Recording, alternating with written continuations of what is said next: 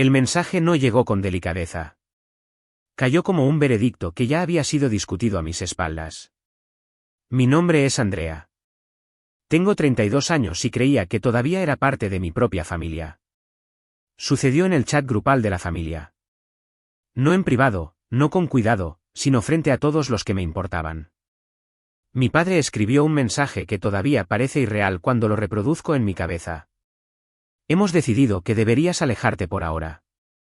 No hubo una razón, ni un seguimiento amable, ni vacilación en las palabras, solo una instrucción clara y directa para que me retirara de un espacio que yo había sostenido financiera y emocionalmente durante años. Mi madre permaneció en silencio en ese chat, lo que de alguna manera se sintió más pesado que cualquier insulto que pudiera haber escrito. Miré la pantalla durante un largo momento antes de responder porque me negué a discutir en público o a suplicar por un lugar que me había ganado con años de sacrificio. Mi respuesta fue simple, serena y final.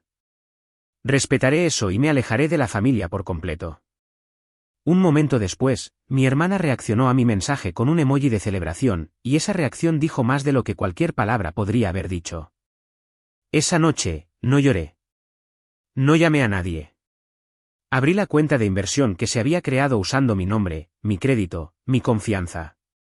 Mis manos no temblaron. Mi respiración se mantuvo estable. Tomé una decisión en silencio en la oscuridad. Esa noche, cerré la inversión de 5.130.000 pesos que había reservado para ellos. Antes de que esta historia continúe y antes de que escuchen hasta dónde llegó esto, tómense un segundo para darle me gusta a este vídeo, suscribirse al canal y dejar un comentario con sus pensamientos. Porque lo que sucedió después de ese mensaje cambió todo lo que creía saber sobre la lealtad, la familia y el respeto propio. Antes de que todo se rompiera, nuestra familia ya pendía de hilos muy delgados. Nuestra pequeña marisquería en Boca del Río había sido alguna vez un lugar por el que la gente hacía fila, un sencillo restaurante familiar donde los vecinos venían por camarones al mojo de ajo, jaibas rellenas y pescado a la veracruzana. Pero cuando las cosas empezaron a decaer, no lo hicieron lentamente. Se derrumbaron de golpe. Los proveedores dejaron de ofrecer condiciones flexibles, las facturas de servicios públicos se apilaban en un cajón cerrado con llave y el número de clientes diarios cayó tanto que la caja registradora comenzó a parecer un accesorio en lugar de una herramienta. Mamá reaccionó primero, pero no con soluciones.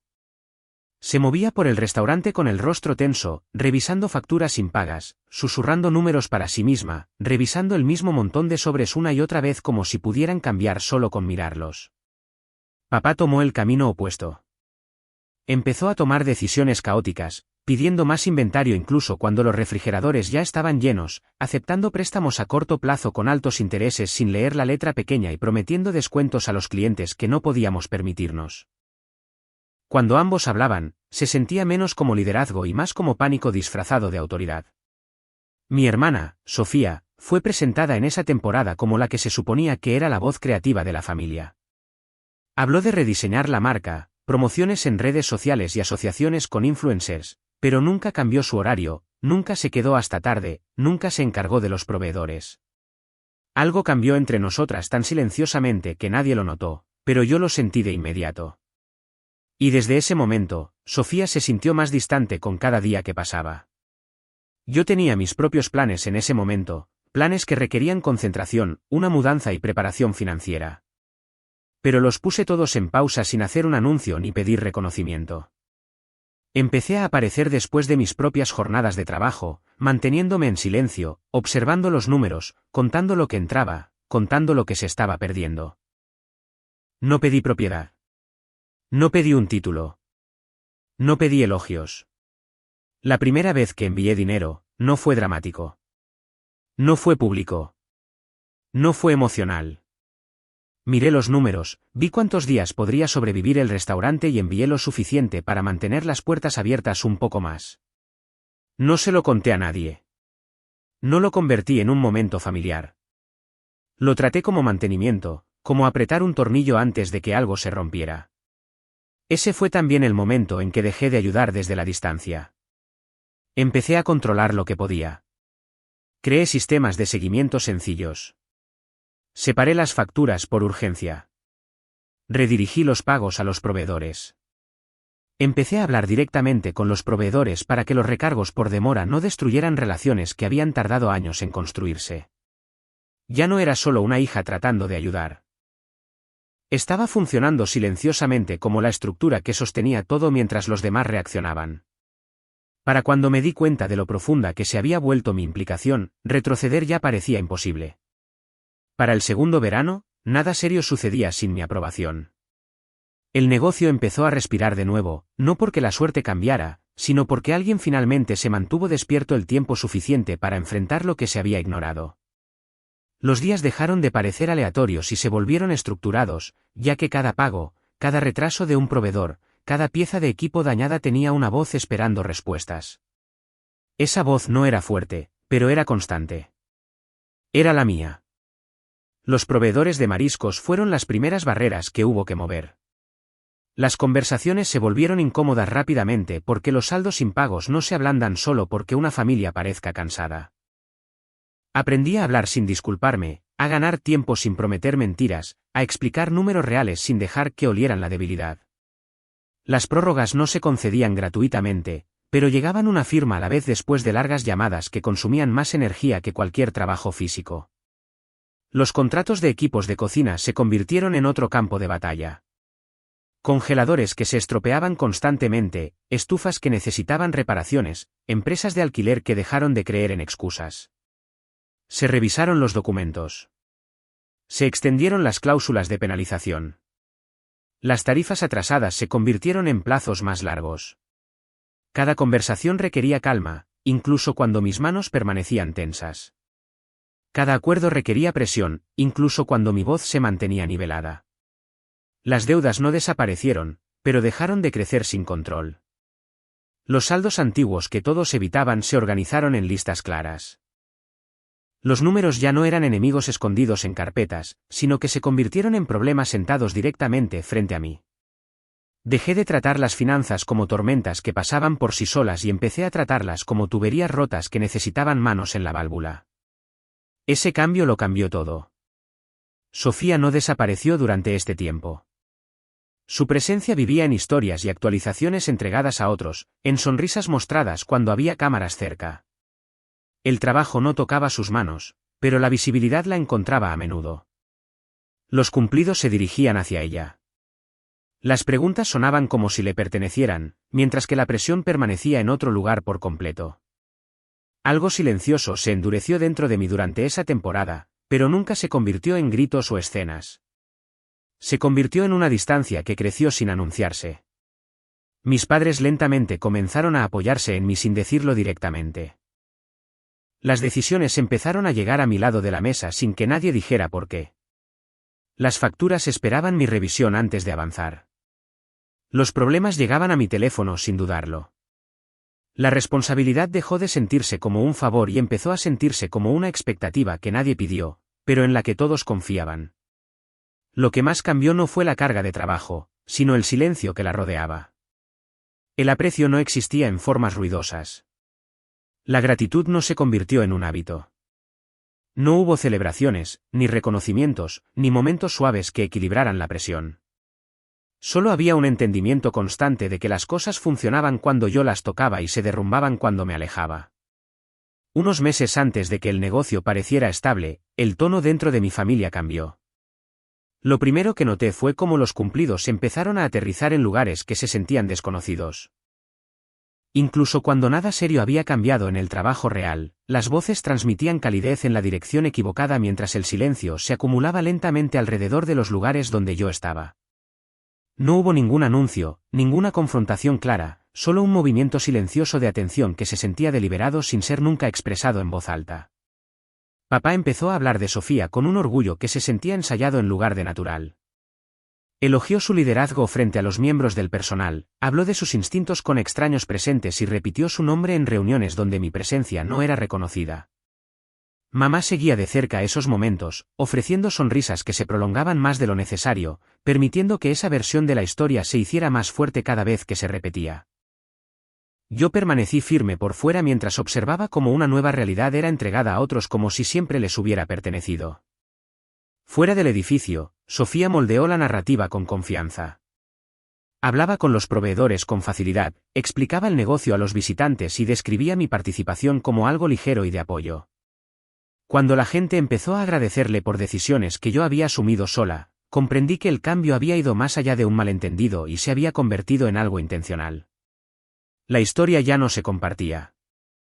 Se estaba reescribiendo. Una tarde, un gerente se me acercó en silencio, no con miedo, sino con un tono cuidadoso que sugería que había estado pensando detenidamente cada palabra. Me dijo que le habían dado instrucciones de no traerme más los informes directamente. Explicó que los cambios en la estructura ya se habían discutido sin mi conocimiento. Me pidió que tuviera paciencia, aunque la paciencia se sentía sin sentido cuando me estaban quitando espacio sin consentimiento. El área de almacenamiento detrás de la cocina se convirtió en un lugar donde la verdad existía sin esfuerzo. Caminaba por pasillos estrechos mientras las voces flotaban libremente, creyendo que tenían privacidad. Mi nombre se pronunciaba sin calidez, mi rol se describía como temporal, emocional, innecesario. Cada palabra se clavaba más hondo de lo que la ira jamás podría, no porque fueran ruidosas, sino porque eran serenas. No interrumpí. No corregí. No me defendí, y el silencio me envolvió mientras todo lo que había construido se reducía a través de susurros. Las reuniones comenzaron a ocurrir sin previo aviso para mí. Las sillas se llenaban de personas que una vez habían pedido mi guía, mientras que los calendarios se cerraban sin mi acceso. Las conversaciones se detenían en el momento en que entraba en las habitaciones, como si mi presencia interrumpiera una nueva estructura que se estaba formando. Mi teléfono se quedó en silencio para decisiones que antes requerían mi voz, y la distancia creció sin necesidad de un solo anuncio. La parte más dolorosa no fue perder el crédito, sino experimentar un borrado en cámara lenta. Nadie dijo nunca que ya no era necesaria. No se alzaron voces. No hubo discusiones. Simplemente dejaron de incluirme, dejaron de reconocerme y dejaron de recurrir a mí cuando surgían asuntos serios. Fue educado, silencioso, controlado y profundamente dañino de maneras que no se podían debatir. Permanecí en silencio más tiempo de lo saludable, no porque me sintiera débil, sino porque creía que luchar podría destruir el poco espacio que aún conservaba. El orgullo no me impulsó a exigir reconocimiento. La ira no me llevó a crear escenas. El miedo vivía silenciosamente en el fondo, moldeando cada decisión de mantener la calma. Continué trabajando en los espacios donde todavía era tolerada, viendo cómo la historia se alejaba cada vez más de mí con cada semana que pasaba. Para cuando los cambios se hicieron evidentes para todos los demás, ya se habían completado dentro de mí. Un tranquilo domingo por la noche, mi teléfono vibró de una manera que nunca olvidaré. La notificación llegó sin previo aviso, sin tensión y sin ningún sentido de drama. Sin embargo, llevaba un peso que se sentía más grande que cualquier discusión que hubiera soportado antes. Había estado sentada en silencio, repasando mentalmente saldos pendientes, retrasos de proveedores y la silenciosa presión de la responsabilidad que me había seguido durante años, incluso cuando nadie me la había entregado oficialmente. Alcancé mi teléfono con un instinto neutral, sin esperar nada más que otro mensaje de rutina, otro pequeño problema que resolver, otra responsabilidad que absorber silenciosamente sin que me lo pidieran. En ese momento, todavía creía que mi papel en la familia se entendía, aunque nunca se dijera en voz alta. Y todavía creía que la lealtad tenía un valor invisible que no se borraría tan fácilmente. Antes de que pudiera desplazarme, las palabras ya estaban allí, esperando sin vacilación, como si hubieran sido preparadas mucho antes de ese momento, como si el momento hubiera sido planeado para atraparme cuando estuviera más cansada y menos protegida. Hemos decidido que deberías alejarte por ahora, escribió papá en un mensaje de texto. El mensaje apareció en nuestro chat grupal familiar, el mismo hilo donde solían circular los planes, donde los problemas financieros se compartían casualmente y donde mi opinión alguna vez se solicitó solo cuando las cosas llegaban a un punto crítico. No había calidez en el texto, ni lenguaje suavizante, ni reconocimiento del esfuerzo o el tiempo, solo una decisión que claramente había sido escrita mucho antes de ser enviada. Se sintió como leer algo oficial, algo procesado, algo ya discutido a puerta cerrada donde mi nombre había sido pronunciado, pero mi voz nunca había sido escuchada. En ese instante, me di cuenta de que no había sido parte de la sala durante mucho tiempo. No hubo seguimiento. No hubo aclaración. No hubo ningún intento de hacerlo más fácil de recibir. Mamá permaneció en silencio, y ese silencio no se sintió accidental. Se sintió coordinado, intencional y final, como una firma silenciosa bajo un acuerdo que nunca fui invitada a ver. Sentí la ausencia de sus palabras con más agudeza que cualquier cosa que se hubiera escrito, porque confirmaba una decisión compartida en lugar de un momento de confusión. Leí el mensaje lentamente, no porque no lo entendiera, sino porque lo entendía con demasiada claridad. Esto no era una invitación a la discusión ni un momento de vacilación. Era una decisión ya tomada, en algún lugar donde nunca se me permitió estar, aprobada en silencio y entregada sin dudarlo. Escribí con cuidado, eligiendo la claridad sobre la emoción, el control sobre la reacción y la distancia sobre la explicación. Respondí, respetaré eso y me alejaré de la familia por completo. No me justifiqué ni enumeré sacrificios, porque las explicaciones solo importan cuando las personas que las leen todavía valoran la verdad, y ya podía sentir que la verdad ya no tenía un lugar en ese espacio. Segundos después, mi hermana mayor reaccionó a mi mensaje. No respondió por escrito. No cuestionó nada. Simplemente tocó un emoji de celebración, y el símbolo apareció junto a mis palabras, confirmando sin dudar que la decisión había traído alivio en lugar de tensión.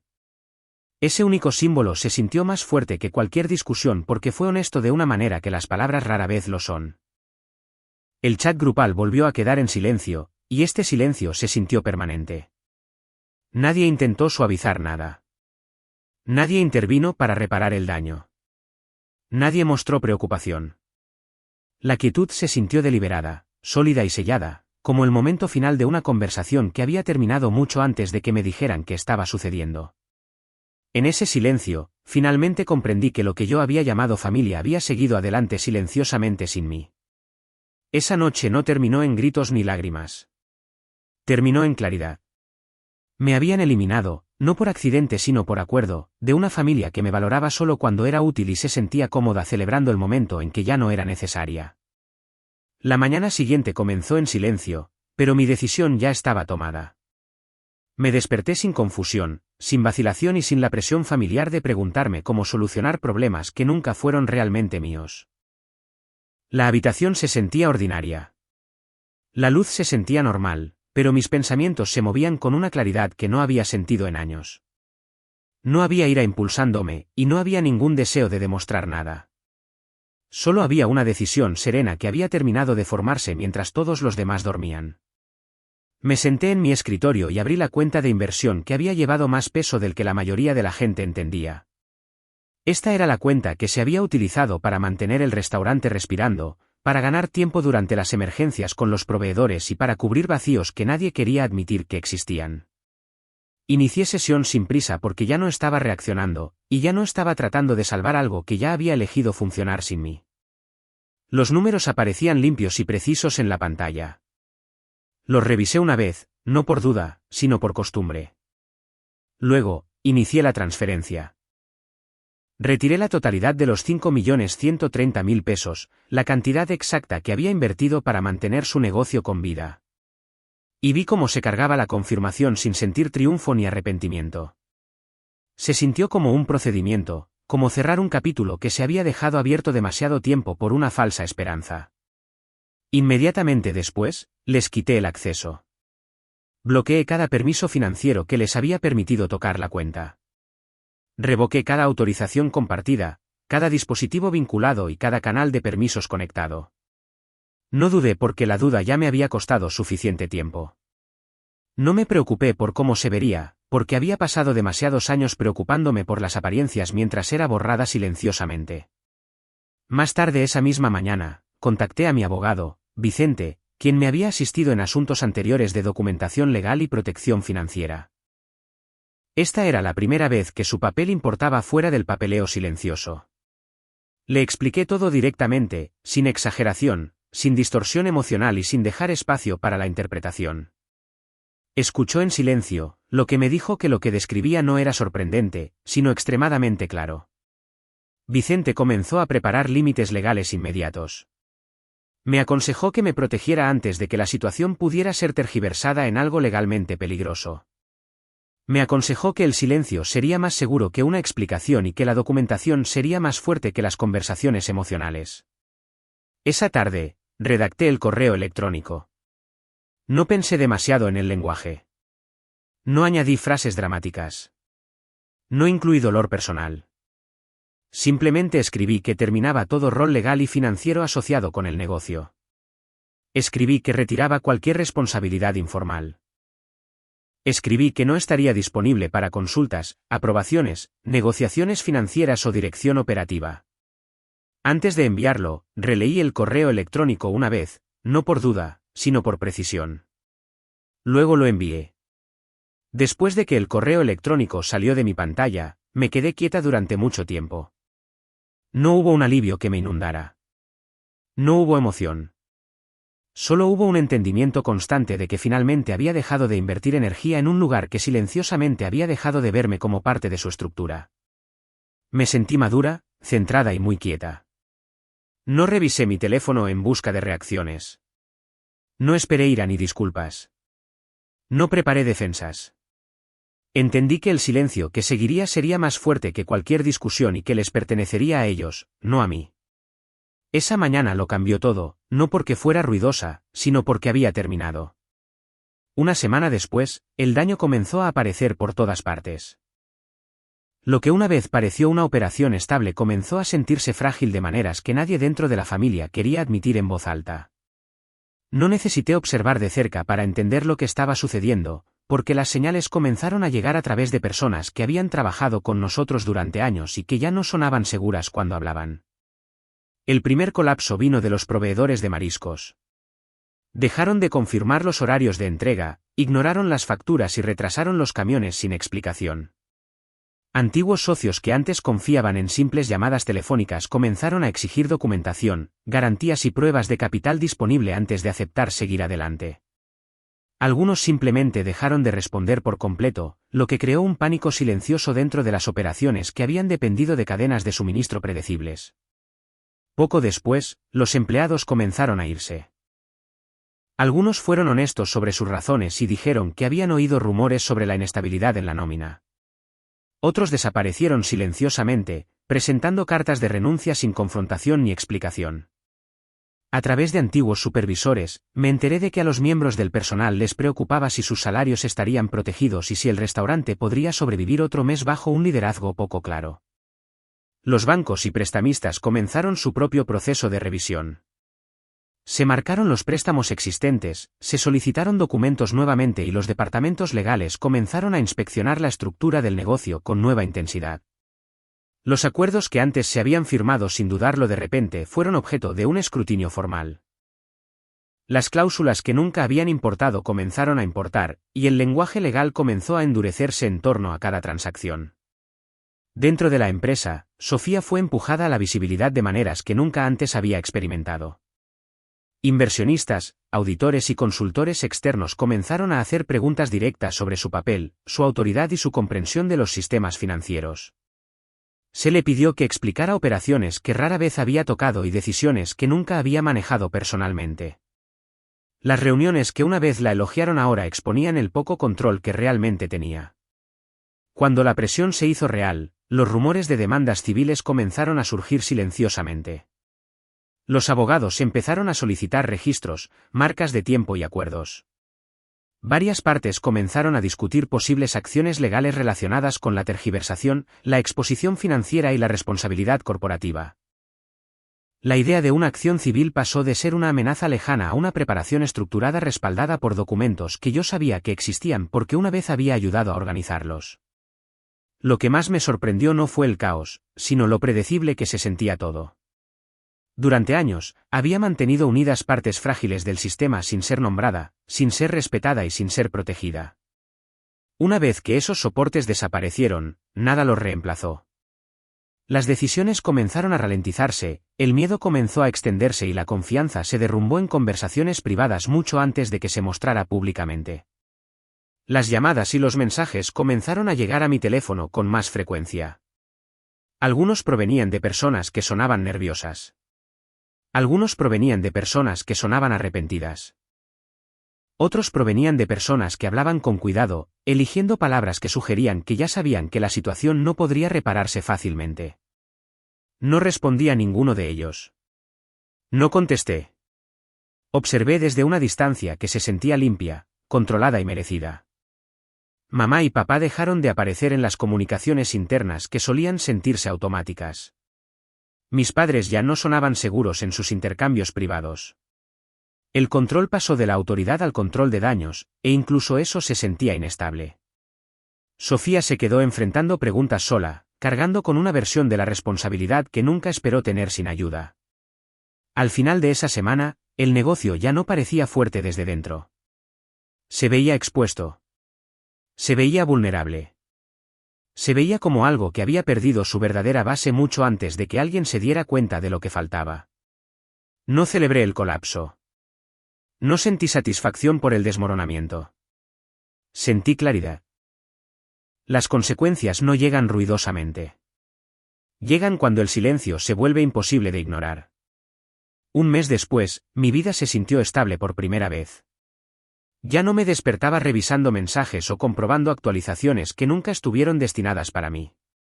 Mi teléfono permaneció en silencio durante periodos de tiempo más largos, y el silencio se sentía ganado en lugar de vacío. La distancia que había creado comenzó a sentirse natural, como si mi mente finalmente hubiera aceptado que la paz no tenía que venir con permiso. Mamá intentó llamar primero. El número apareció en mi pantalla temprano en la mañana, permaneció allí unos segundos y luego desapareció cuando decidí no contestar. Papá la siguió más tarde esa semana con un mensaje de voz que sonaba cuidadoso, medido y desconocido. No hubo exigencias en sus intentos esta vez, ni suposiciones, ni presión, solo vacilación cubierta con un tono educado que nunca antes había sido necesario. Mis padres pidieron reunirse, sugirieron que habláramos en privado y ofrecieron palabras sobre reconstruir y empezar de nuevo sin mencionar condiciones. La familia preguntó si consideraría volver. Lo llamaron una oportunidad para regresar, una forma de arreglar las cosas, un gesto de unidad que sonaba mejor en teoría de lo que nunca había sido en la realidad. Hubo promesas de respeto y declaraciones sobre los errores cometidos. Hubo invitaciones para sentarse y discutir roles. Hubo sugerencias de que todo podría equilibrarse de nuevo si yo aceptaba entrar en escena una vez más. Rechacé cada versión de la oferta sin ira, sin debate y sin vacilación. Elegí una estructura diferente para mis días. Construí rutinas que respondían solo a mis propias normas y a mi propio tiempo. Abrí cuentas que me pertenecían solo a mí y mantuve mis finanzas separadas de toda forma de control compartido. Mis decisiones ya no requerían aprobación ni explicación, y esa libertad se sentía firme en lugar de imprudente. El trabajo se volvió enfocado. El crecimiento se volvió personal. La estabilidad se convirtió en algo que yo creé en lugar de algo que suplicaba mantener. Dejé de medir mi valía a través de roles familiares o expectativas anticuadas. El impulso de demostrar mi valía se desvaneció tan pronto como dejé de estar en habitaciones que requerían una actuación. Mi vida se volvió más tranquila de la mejor manera, llena de rutinas predecibles, esfuerzo honesto y resultados que pertenecían solo a mis manos. Incluso mis pensamientos comenzaron a ralentizarse, como si a mi mente finalmente se le hubiera dado suficiente espacio para respirar sin miedo a la interrupción o la corrección. Aprendí algo importante a través de este proceso, y la lección se mantuvo simple. Los límites no son actos de rebelión. Son actos de supervivencia y respeto propio, especialmente dentro de las relaciones familiares donde la historia emocional a menudo reemplaza la responsabilidad. Cuando trazas una línea, no estás abandonando a la gente. Estás protegiendo la parte de ti misma que te permite vivir sin resentimiento, miedo o deudas invisibles. La verdadera paz aparece cuando dejas de perseguir la validación de personas que solo valoran el acceso. Si te quedaste con mi historia hasta este momento, quiero agradecerte por escuchar con una mente abierta y un corazón honesto. Tu tiempo importa, y tu atención importa más de lo que la mayoría de las historias reconocen. Si esta experiencia te conmovió o te recordó algo personal, comparte tus pensamientos en los comentarios. Los leo. Los respeto. No olvides darle me gusta, suscribirte y mantenerte conectado para más historias reales como esta.